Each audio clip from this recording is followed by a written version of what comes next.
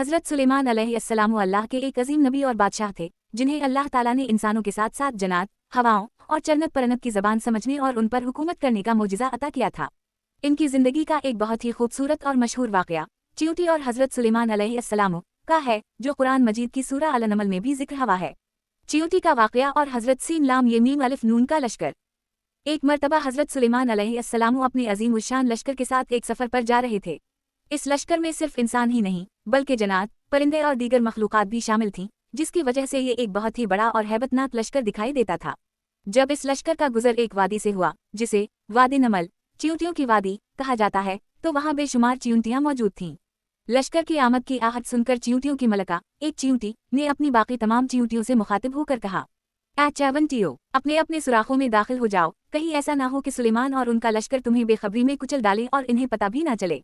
हज़रत सुलेमान अलैहिस्सलाम का रद्द-अमल। अल्लाह ताला ने हज़रत सुलेमान अलैहिस्सलाम को इतनी दूर से भी चींटी की आवाज़ सुनने की सलाहियत अता फरमाई थी। जब इन्होंने चींटी की ये बात सुनी तो वो इसकी समझदारी और होशियारी पर मुस्कुरा दिए। वहाँ इन्होंने फौरी तौर पर अपने लश्कर को रोक दिया ताकि नन्ही चींटियों को कोई नुकसान ना पहुँचे। इसके बाद हज़रत सुलेमान अलैहिस्सलाम ने अल्लाह ताला का शुक्र अदा किया कि अल्लाह ने इन्हें एक मामूली सी मखलूक की बात समझने की ताकत दी और इन्होंने बारगाह इलाही में ये दुआ की, ऐ मेरे रब, मुझे तौफीक अता फरमा कि मैं तेरी उन निमतों का शुक्र अदा करूं जो तूने मुझ पर और मेरे वालिदैन पर नाज़िल फरमाए, और मैं ऐसे नेक अमाल करूं जिनसे तो राज़ी हो जाए, और मुझे अपनी रहमत से अपने नेक बंदों में शामिल फरमा। वक्फ ताम। हज़रत सुलेमान अलैहिस्सलाम की समात और मुस्कुराहट।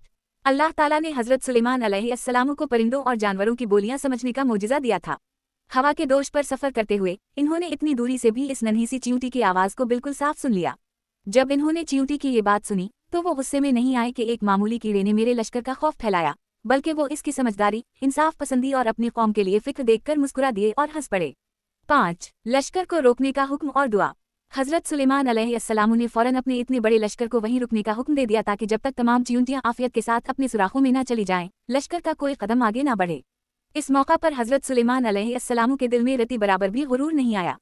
इन्होंने आसमान की तरफ मुंह किया और अल्लाह के हुजूर आजिज़ी से शुक्रगुजारी की दुआ मांगी, ऐ मेरे रब, मुझे तौफीक दे कि मैं तेरी उन निमतों का शुक्र अदा करूं जो तूने मुझ पर और मेरे वालिदैन पर की, और ये कि मैं ऐसे नेक अमाल करूं जो तुझे पसंद आ जाएं, और मुझे अपनी रहमत से अपने नेक बंदों में शामिल फरमा।